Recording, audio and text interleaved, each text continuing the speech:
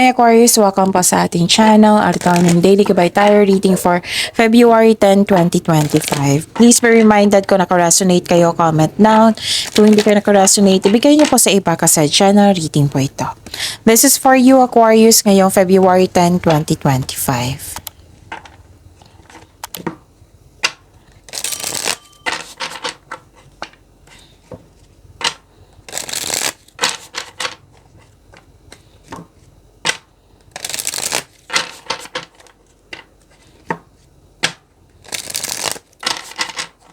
Para po ito sa inyo Aquarius ngayong February 10, 2025. Maraming salamat po sa inyo patuloy na suporta at maraming salamat din po sa mga hindi nag-skip ng ads. Gamitin ang reading na ito bilang gabay lamang sa mga hindi pa nag-subscribe. Subscribe na po kayo at click bell notification para malaman nyo na may bago tayong video. Para sa mga gustong magpa-reading po, may lumabas dyan sa screen nyo ngayon. Panoorin nyo po at sundin ng instruction. Spirits Guide, mga ganap po para kay Aquarius ngayong February 10, 2025.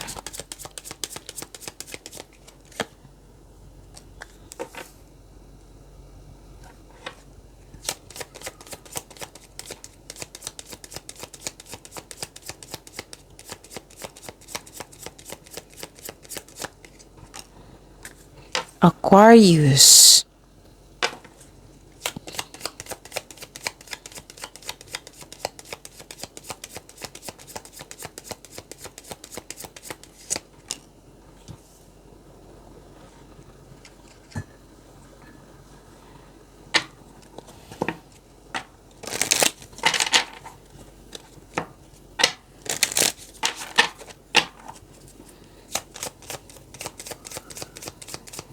Spirits Guide, mga mensahe po para kay Aquarius ngayong February 10, 2025. I need 2 cards po.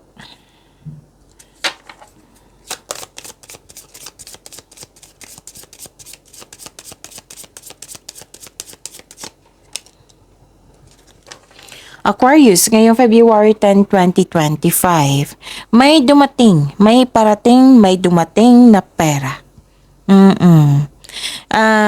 Or this is news or information. Makaka-receive kayo ng news or information. Malalaman mo din yung totoong intensyon ng isang tao sa iyo. Tapos may nakita ko ditong, actually 2 card po nagsabi dito na may tao dito mahirap kausap, sobrang stricto, ayaw makinig. Yan yung nakikita ko Aquarius.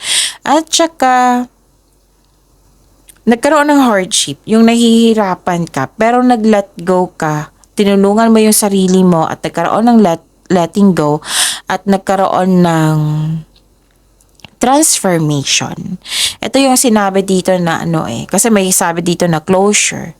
May nakita rin ako ditong separation. Maraming case ng separation Aquarius. Pwedeng tumiwalag ka, pwedeng lumipat ka, tumiwalag ka, umiwas ka. Pwedeng ganun, pwedeng closure ito, pwede din na literal na separation, pwede din itong end of contract, natapos na. Nakikita ko dito natapos na at nagkaroon ng, yun nga, yung pagbabago. This is sa mga ginagawa nyo ngayon, ending with new beginning. May bagong simula, hindi kayo nag-stop, kundi nagpatuloy hanggang sa nagkaroon ng new beginning. May delay lang po na nangyari. Pwedeng may tutusin yung desisyon. Pwedeng nagkaroon ka ng hesitation to take an action. Kasi, yun, nagkaroon ng delay. Nang dahil sa hesitation na yan. Pwede din delays or blockages. Delays sa hinihintay nyo rin. So, yun. Sabi po dito, forgiveness. 777, forgiveness. Love can heal even the deepest wounds. The angels encourage you to forgive and let go of past grievances in your relationship, allowing love to flourish and grow. Sabi po ng angels nyo na choose to forgive. Okay? Choose to forgive para magkaroon ng growth. Okay? Yun. So, encourage kayo ng angels niya. So, inner harmony, sabi po dito, 3-7 3-7. Seek inner harmony and balance. So, kailangan na pagbalanse. Your inner world reflects in your outer reality. Spirits Guide, ano po yung energy ni Aquarius ngayong February 10, 2025?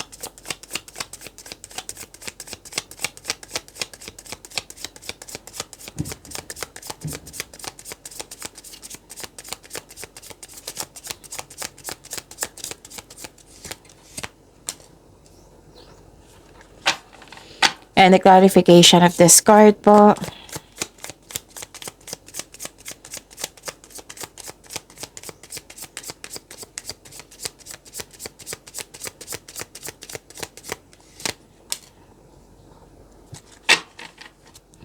Okay. Kung may narinig kayo or may nakita kayong repeating message, meaning to say, pinupush ng cards niyan kasi ang ilan sa inyo hindi pa binigyan ng atensyon. Na kung maaari din po, bigyan nyo po ng solusyon at aksyon. Remember, Aquarius, at the end of the day, alam mo na ikaw lang taong may kakayahan at responsable na gumawa ng sariling katotohanan at kinabukasan. So, ano yung energy ni Aquarius? Nakita ko dito na nagkaroon po ng power, authority, okay, mapagmahal, marunong sa buhay, marami nang napagdaanan na hirap sa buhay bago naging successful. Okay? Authority, leadership, stability, and calm. Yan yung nakikita ko dito, Aquarius. Nasunod yung gusto mo. 'Di ba may tutol? O, nasunod yung gusto mo. Nakikita ko dito. Authority person po kayo, malakas ang loob, matapang, charismatic. Malaki ang tiwala ng mga tao sa iyo, lalo na sa iyong strength and skills. Okay? Yun. Ano pa? Nakikita ko dito na nagkaroon po ng bakit kayo pressure dito?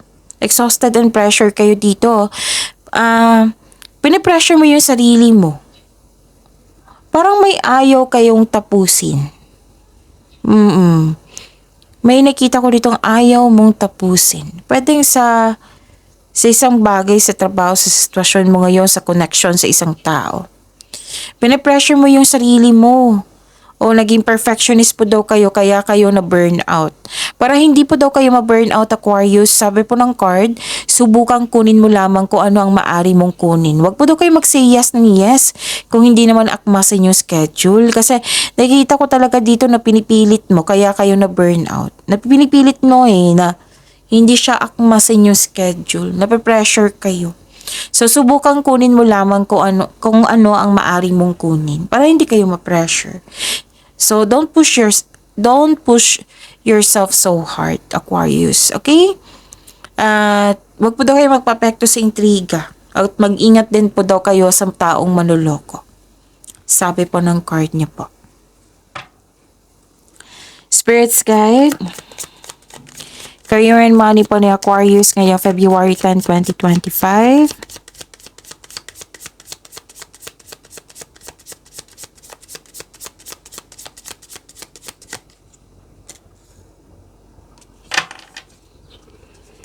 And the clarification of this card po.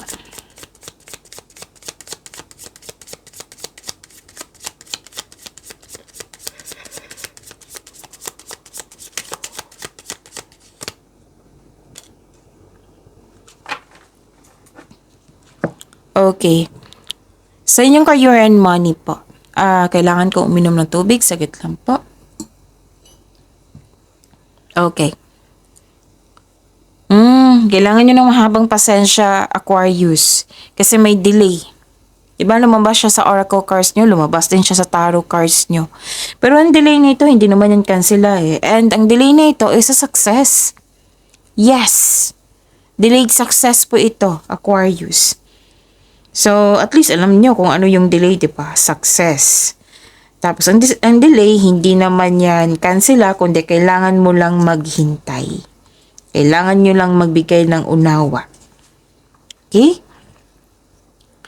So, a delay to your success in some way. I know this is very disappointing, Aquarius, but this is only temporary. So, kailangan nyo mag-setback. Kailangan nyo maghintay. The delay is all part of the process. Stick sa inyong plano. Patuloy mo lang yung pagiging masipag nyo. Continue to work diligently. You're almost there. Huwag kayong mag-give up. Okay? Actually, may nakita nga ako dito ang parating na promotion. Nagkaroon lang siya ng delay. So, magkakaroon din, ito yung success na resulta sa inyong sipag at tiyaga. Sa inyong pagkakaroon ng disiplina. Yan yung nakikita ko. Okay? So, ayun yun. Kailangan mo lang maghintay. Kailangan mo lang magbigay ng unawa. Okay, ano pa? This is... okay. Nag-i-impatient po daw kayo sa inyong trabaho dyan? Sa isang tao, sa isang bagay? May kakilala po daw kayong matigas ang ulo. Lumabas siya, no?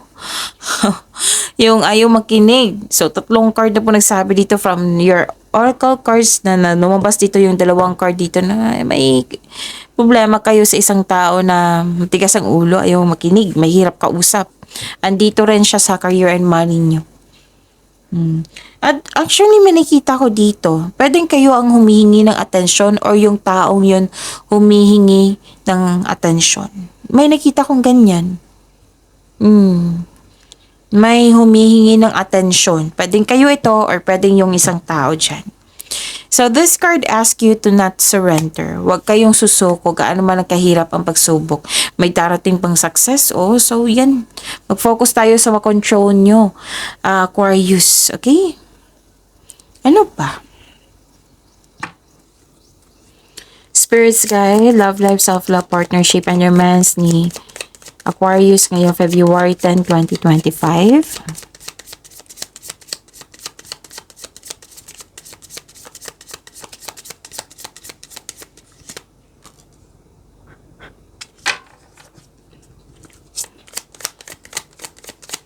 The clarification of this card po.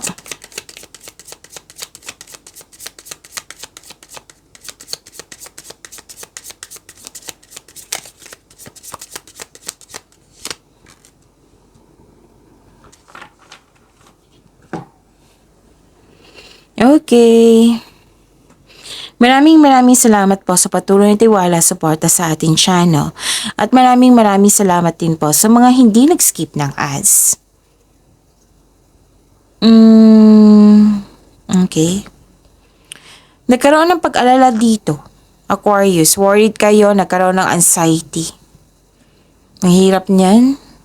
Oo. Minsan nga ako magkakaroon ng anxiety lalo na yung dati gabi. Now, araw. Oo. Pero ang hirap niyan, pero you have to process it. Okay? Kung lumala, you have to seek professional. Okay? Magpa-check up na. Okay? Ako nga natutuwa ako kasi nag-take ako ng vitamins. Natutuwa ako kasi nawala yung, ang hirap kasi magkaroon ng anxiety paggabi. Yung oras na ng tulog. Naku, ang hirap niyan. Yung talagang ayaw mo mag-isip. Pero andyan na talaga. Oo, so ang hirap talaga niyan. Pag mag-isa na wala kang kausap, nako. So yun, you have to process it. You have to inform the person, yung mga kasamahan mo dyan na nagkaroon ka ng anxiety para aware din sila. Baka maaari matulungan ka nito or bigyan ka ng care, ganun. Basta, ang hirap kasi niyan eh. Oh, I've been there. Ako, minsan na lang. Yung nakaraang, I think, last year, sunod-sunod, nako. So, yun, pag may anxiety ako, at kinocall ko talaga si God. Sinusumbong ko talaga, iniiyak. Umiiyak ako nung sumusumbong ako sa kanya. Kasi ang hirap talaga labanin yung anxiety. Pero you have to. So yun kung hindi mo na siya makontrol, ipaalam nyo sa mga kasamahan mo dyan. Ako nga pinaalam ko sa kasamahan ko dito sa bahay na hindi na sila makapaniwala kasi nakilala kasi nila ako na strong person ako. Pero yun, inaatake ako ng anxiety, ang hirap niyan. So I've been there, nakarelate ako, Aquarius. So worried ka, sa sobrang pag-aalala, nagkaroon ng anxiety, ganyan. Hindi ka makatulog, laging balisa, natatakot, naghihinala, or tumadalas yung pagkakaroon ng masama ng panaginip. So, sobrang stress din ito eh. And, for me hindi naman sa, okay. So, tapusin muna natin yung sa courts, okay? So, yun, ang stress kasi ay isang normal ng bahagi ng ating buhay. Ngunit kailangan mo lang itong labanan sa pamagitan ng pagtanggap, pag-unawa sa isang sitwasyon. Actually yan, makakatulong talaga yan. Yung pagtanggap sa mga nangyari, pag-unawa. And you have to live in the present. Kasi usually anxiety is a future, diba? Pag-alala sa future, paano ganito, basta sari-sari na ganyan. Makakatulong din ng journal. Aside sa may kausap ka, makakatulong din yung journal. Isulat mo yung mga nasa isip mo upang sa gayon umaalis ito sa isipan at mapunta sa isang pahina. Malaking tulong yung journal na yan. Kasi masuri mo mas makilala mo yung sarili mo. Ganito pala ako mag-react sa isang problema. Ganun. Kailangan kong ganito. Hindi ko dapat ganito mag-react kasi nakakasama to sa akin. Yung makakapag-isip ka ng solusyon. Tapos, this card tells you to make change. Itong pangyayaring ito ay pansamantala lamang. So, may conflict po ako nakikita dito sa bawat relasyon, conflict sa isang tao. This card tells you the communication is the key. Maaring maggawa kayo ng schedule or maaring maggawa kayo ng schedule para mag-usap kayo ng mahinahon. Stop overthinking din Okay, so yun. For me, baka makatulong kasi gusto ko rin gawin to pero mauubusan talaga ako ng time. Gusto ko magbasa regarding sa anxiety para matulungan din kayo. Okay? You have to, yung may mga maraming books dyan. Kung hindi kayo mahilig or may trust issue kayo na mag-share sa ibang tao, maraming books dyan, yung mga legit books yung mga nakaranas ka talaga para matulungan tayo sa anxiety natin. Why not kayo? I-try nyo. Kasi ako gagawin ko pa lang. Okay? Pero the best thing to do is to pray. Tawag nyo talaga si God. Ako nga, para kung bata masusumbong kay God. Tapos may marireceive akong sagot sa kanya, ganun. Through your intuition, syempre, of course, na kailangan mong umiwas sa ganito. May mga paalala May paalala sa mga bawat salita ko may mga paalala may sagot agad. So why not to try it? Okay, para baka makatulong po sa inyo. Kasi iba-iba naman tayo ng process niyan on how to overcome this as anxiety. Kasi ang hirap niyan.